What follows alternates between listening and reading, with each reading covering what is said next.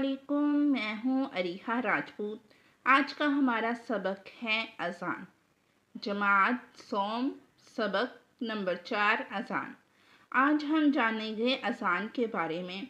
अज़ान क्या है, इस्लाम में अज़ान की क्या फ़जीलत व अहमियत है, अज़ान किसे कहते हैं और अज़ान क्यों दी जाती है। तो आइए चलते हैं हम आज के सबक की तरफ। सबसे पहले हम जानेंगे अज़ान का तारुफ। अज़ान का तारुफ यानी अज़ान है क्या, उसकी तारीफ़ क्या है। अज़ान नमाज के लिए पुकारने को कहते हैं। अज़ान के लफ्ज़ी मानी खबरदार करना, इत्तिला देना और ऐलान करना है। इस्लाम में अज़ान से मुराद वो कलिमात हैं जिनके ज़रिए लोगों को नमाज के लिए बुलाया जाता है। रोज़ाना 5 फ़र्ज़ नमाज़ों और नमाज जुमुआ से पहले अज़ान देना ज़रूरी है। जो शख्स अज़ान देता है उसे मुअज़्ज़िन कहते हैं। अभी हमने इसमें पढ़ा है कि अज़ान क्या है। अज़ान कहते हैं किसी चीज़ की खबर देने को या फिर किसी चीज़ की तरफ बुलाने को। जब अज़ान देने वाले को मुअज़्ज़िन कहते हैं। जब मुअज़्ज़िन अज़ान देता है तो वो नमाज की तरफ बुलाता है। और अज़ान देना सुन्नत रसूलुल्लाह सल्लल्लाहु अलैहि वसल्लम है। मुसलमान दिन में 5 मरतबा अज़ान देते हैं और नमाज जुमुआ की अज़ान भी दी जाती है। अज़ान के ज़रिए मुसलमानों को नमाज की तरफ बुलाया जाता है और अज़ान के ख़ास कलिमात हैं। आगे हम पढ़ते हैं अज़ान की फ़जीलत व अहमियत, यानी इस्लाम में अज़ान की फ़जीलत क्या है और उसकी अहमियत क्या है। अल्लाह ताला ने हज़रत मुहम्मद सल्लल्लाहु अलैहि वसल्लम को अज़ान देने का हुक्म दिया।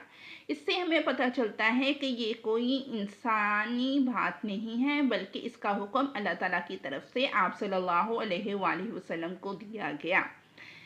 हज़रत बिलाल रज़ियल्लाहु ताला अन्हु की आवाज़ काफ़ी बुलंद और ख़ूबसूरत थी। आप सल्लल्लाहु अलैहि वसल्लम उन्हें हर नमाज से पहले अज़ान देने की ज़िम्मेदारी दी।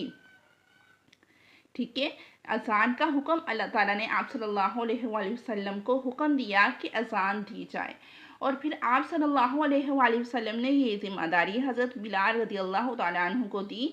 ठीक है, क्यों दी उनको? क्योंकि उनके पास खूबी थी, उनकी आवाज़ काफ़ी बुलंद थी और ख़ूबसूरत भी थी। यूँ हज़रत बिलाल हबशी रज़ियल्लाहु ताला अन्हु को इस्लाम के पहले मुअज़्ज़िन का मर्तबा मिला। अभी हमने पढ़ा है मुअज़्ज़िन किसे कहते हैं, अज़ान देने वाले को मुअज़्ज़िन कहते हैं। इसी दिन से अज़ान का ये निज़ाम कायम हुआ। सबसे पहले मुअज़्ज़िन हज़रत बिलाल हबशी रज़ियल्लाहु ताला अन्हु हैं। अज़ान में लोगों को नमाज और कामयाबी की तरफ बुलाया जाता है। अज़ान के ज़रिए इस्लाम की शान और शौकत का बेहतरीन अमली मुज़ाहिरा किया जाता है। यही वजह है कि अज़ान देने की अहमियत और फ़जीलत और उसके अजर व सवाब का ज़िक्र कुरान और हदीस में भी मिलता है। पहले तो हमें अज़ान की अहमियत का अंदाज़ा इस बात से हो चुका है कि अज़ान का हुक्म अल्लाह ताला की तरफ से आप सल्लल्लाहु अलैहि वसल्लम को मिला। उसके बाद दलील हमारे पास क्या है कि अल्लाह ताला ने कुरान पाक में इरशाद फरमाया है, तर्जुमा, और जब तुम अज़ान देते हुए नमाज के लिए लोगों को पुकारते हो। सूरतुल माइदा आयत नंबर 58। कुरान में अल्लाह ताला ने इरशाद फरमाया है कि जब तुम अज़ान देते हुए नमाज के लिए लोगों को पुकारते हो।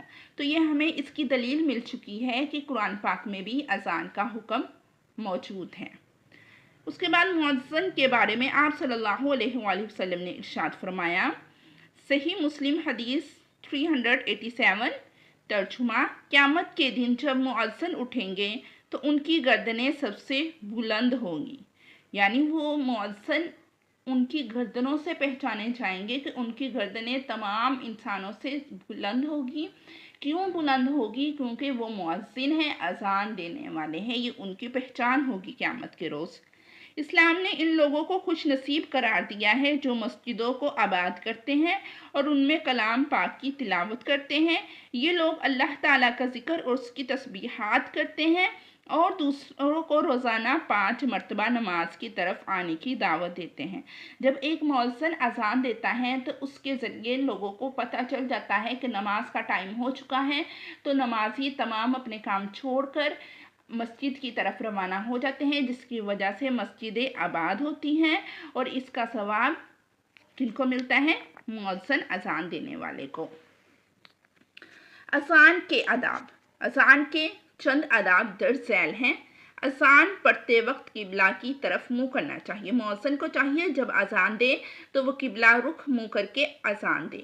اذان بآواز بلند کہنی چاہیے، اس طرح اذان کہے کہ سننے والے کو، ہر مسلمان کو اس شخص کی آواز جائے، مؤذن کی آواز ہر مسلمان تک پہنچ جائے جو اس کے ارد گرد رہنے والے ہیں۔ اذان کے کلمات ٹھہر ٹھہر کر ادا کرنے چاہیے، سننے والے کو سمجھ آئے کہ اذان میں کیا کہا جا رہے ہیں۔ اذان کے کلمات کا جواب دینا چاہیے، جو سننے والے ہیں، مؤذن نے اذان دینی ہے اور سننے والے کو چاہیے کہ اذان کے کلمات کا جواب دیں۔ اذان کو خاموشی سے سننا چاہیے۔ اذان کے بعد مسنون دعا پڑھنی چاہیے، ٹھیک ہے؟ جب اذان ہو تو ہمیں چاہیے کہ خاموشی سے اذان کو سنیں اور اس کے کلمات کا جواب دیں۔ اس کے بعد جب اذان ہو جائے تو اس کے بعد کی دعا پڑھیں، جیسے اللہم رب هذه الدعوة التامة، یہ والی دعا مکمل پڑھی جائے اور آپ صلی اللہ علیہ وآلہ وسلم پر اول و آخر درود پاک پڑھے جائے۔ اب ہمیں اس سبق سے کیا سبق حاصل ہوتا ہے؟ ہمیں چاہیے کہ ہم اپنی زندگی میں اذان کے احترام کی عادت اپنائیں، یعنی جب اذان ہو تمام کام چھوڑ کر خاموشی کے ساتھ، توجہ کے ساتھ اذان سنیں۔ جب اذان سنائی دے تو اسے خاموشی سے سنیں اور فوراً نماز کی تیاری کر لیں۔ اس سے ہماری زندگی میں نظم و ضبط آئے گا، ہمیں وقت کی پابندی کی عادت پڑے گی اور اللہ تعالیٰ کی رضا حاصل ہوگی۔ یہ تھا آج کا ہمارا سبق اذان۔ امید ہے آپ کو اس سبق کی سمجھ آئی ہوگی۔ مزید اسباق کی ویڈیو دیکھنے کے لیے چینل کو لائک، شیئر